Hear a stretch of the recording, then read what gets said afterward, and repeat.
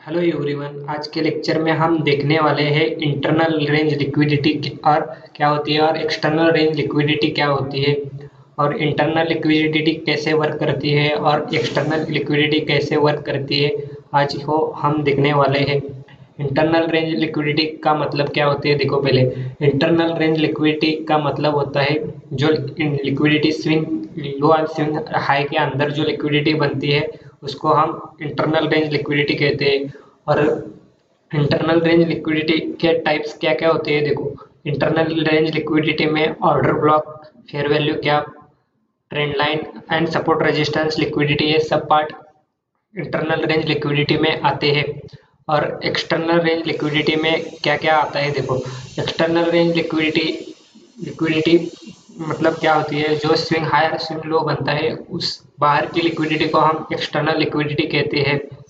और external liquidity के types क्या क्या होते हैं। देखो, एक्सटर्नल रेंज लिक्विडिटी में first month high month low, week high week low, day high day low और स्विंग हाई स्विंग लो, ये सब पार्ट एक्सटर्नल रेंज लिक्विडिटी में आते हैं।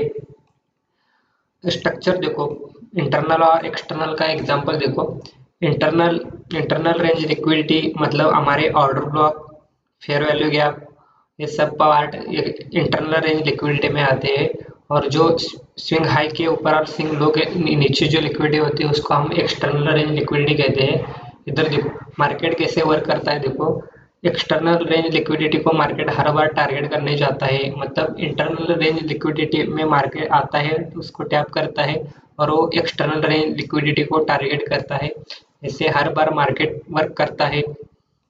मार्केट का यही नेचर है, मार्केट हर बार एक जगह से जाता है और एक जगह पे जाके उसको ख़त्म करता है।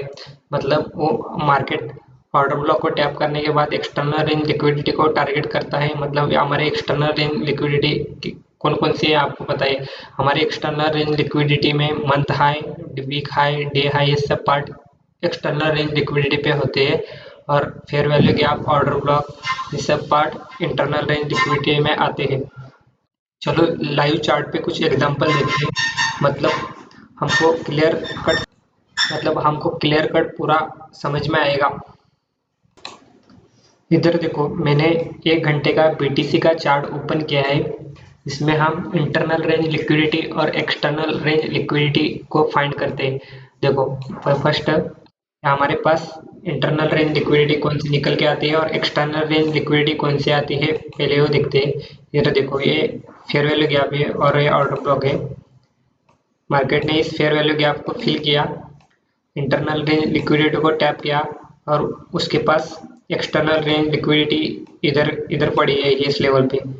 मार्केट ने इस एक्सटर्नल रेंज लिक्विडिटी को टारगेट किया और उसने एक्सटर्नल रेंज लिक्विडिटी को डन किया। ऐसा मार्केट हर बार वर्क करता है।